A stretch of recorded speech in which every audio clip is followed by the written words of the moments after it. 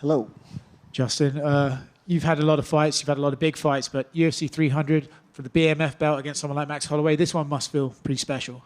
They all feel special. It's such a great little adventure that I put myself on, a long time ago when I chose to, take this path. I never would have thought it would have led me to UFC 300, but here we are. You mentioned ahead of this fight that, respectfully, you would like to finish Max, but maybe not put him out cold, just finally be the first person to sort of crack that chin we talk about so much. For him, do you think he's going to have put on a lot of size to be able to match you for power to keep himself in there, or do you think he can come in this fight in other ways and find success? Man, it's a lot of what ifs and what I think. I don't know. I love getting in there, finding out. I'll know early if he's punching hard enough for me to take chances or be more cautious. I'll find that out early. And I think this is very different than the time he fought Poirier, as that was a late replacement. I think he's had this whole camp, being able to keep and maintain that weight. And I do think he's going to be as big as me and as strong as me. Yeah. You mentioned he's quick to disregard that fight with Dustin for the reason you just said. Do you even look at that fight and think, well, there are things I can take from that? Or do you have to think, no, I can't really relate that Max to this one? If I'm watching that fight, it has nothing to do with the size or anything like that. It's all about technique, and I can find his technique in all of his fights. All of them, he's a very different fighter from fight to fight, just as all of us are. We're all constantly making adjustments. And, I won't be sure which Max I'm going to fight until that bell rings. What would it mean to you to be the first guy to drop him? Yeah, it would mean a lot. I have 25 wins, 19 knockouts. I've really taken pride in that, since the beginning of my career. And, to be the first one, I like being first. So, yeah, I'm ready. What are the stakes in this fight for you? Obviously, there's a BMF belt on the line, right? But we're hearing talks that maybe Dustin could be fighting for the lightweight title next. Are you even thinking about that, or do you just have to think, hey? No, I know with the win here, I fight for the belt. I know with the loss here, that all goes away. So that's what I'm fighting for. Is there a chance, if Islam were to fight in June, you could end up being called to fight back in Abu Dhabi? And is that something you'd even consider? I don't play what ifs, but, you don't pass up a championship opportunity. I do want my time. I do think June would probably be impossible for me, as every time I fight is a traumatic life experience, and I need to go home. I need to, unwind, take care of my body, take care of my head. But I have coaches and a manager that ultimately make those decisions. So if they say go, I go. Listen right here. Throughout media day, the general consensus is that no one else is competing for fight of the night amongst the fighters. They're all like, we have to get a performance bonus because Justin and Max are fighting on this card. Yeah. Like, do you kind of take pride in that like even your fellow fighters are like, we're not even going to try for this? Yeah, I mean, having the respect of your peers is something I think we all, shoot for. Not just that, but the respect of the UFC to give me this opportunity. Every time you see someone in this thing, you only see the Gaethje versus Holloway thing on the television, so it looks like it's the main event. Well, kind of going off of that, was there any chance that you would have just been the actual main event before they added Alex and Jamal? Wrong dude. I don't know. What do you make of the custom fight kits? I love it. Yeah, they called me. They said, "What do you want?" I said, "I want to represent the United States of America." If I ever had a chance, that's what I asked for a long time ago. I didn't want to go full Apollo Creed because I don't like to be flashy. And yeah, I mean, anytime I can represent my country, this is such a worldwide sport, and not a lot of people truly represent this country, and I'm that guy. Speaking of the custom shorts, Max had input on his design on the floor. Did you have any input on yours, or was it just you told him, hey, I want this, this, and this? I said I wanted to look like a U.S. flag, and then I sent them a picture of those shades, those colors, black and gray.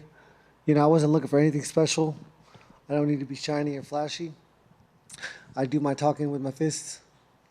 Fair enough. So there's also footage of you celebrating Dustin Poirier's win over Vidal Sunday when he got the knockout. Is that a guy that, no matter what time you're in, he's going to be like one of those guys you always have respect for in and out of the cage?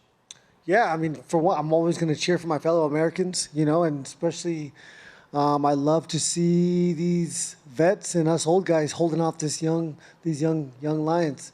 They're coming for us, but the longer we can hold them off, the better for me, the better for all of us. The longer I stick around. Justin, just curious. After we spoke the other day, a couple of the things were, maybe Mark Coleman wrapping the belt around the winner of this and some $300,000 bonuses. Any word on either of those things might happen from what you've heard? Oh, I haven't asked. I won't ask nobody. I think the $300,000 thing is a little bit far-fetched, but I think $100,000 is probably hopefully going to happen. They did it for UFC 100. Can't see why. We're all making a lot more money now than from UFC 100. So I think 100 G's is good for every finish on the card. Justin, down here to your right, you fought a lot of high caliber fighters throughout your career. Where does Max Holloway rank in that list? Tony Ferguson, Dustin Poirier, Cowboy Cerrone. These guys are all, future Hall of Famers. So it's huge. It's huge for my legacy. It's huge for my resume. I've been watching this guy. I'm older than him, but I was watching him way before I ever thought about being in the UFC. And yeah, this is the guy that I looked up to. So it's cool to see how far I've come and where hard work will get you.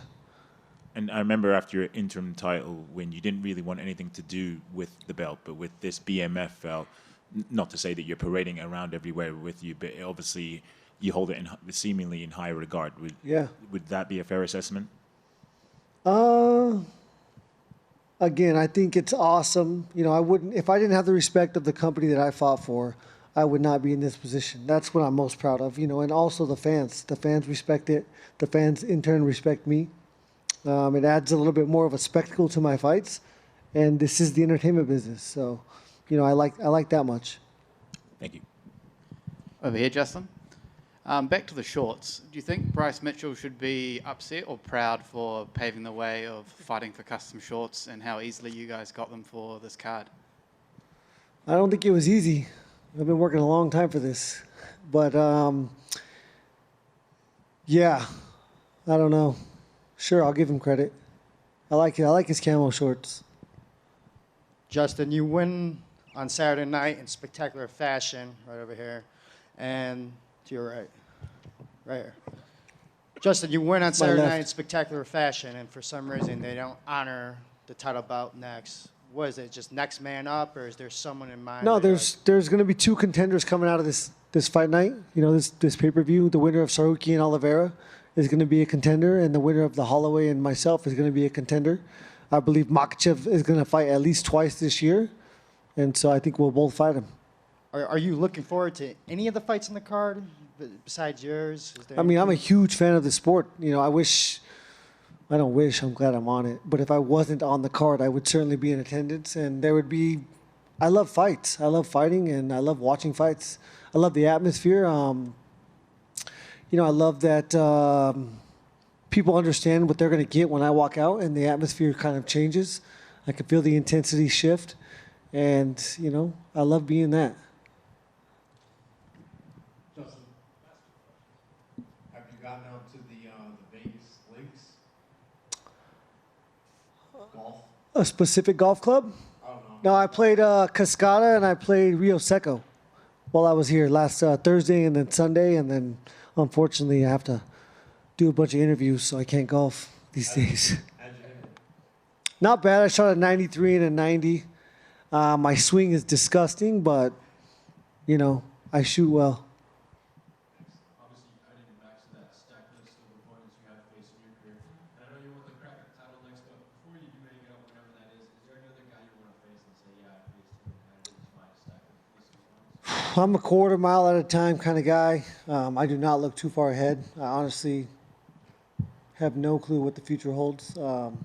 I don't usually plan on being alive the day after my fight, so hopefully I'm there on Sunday.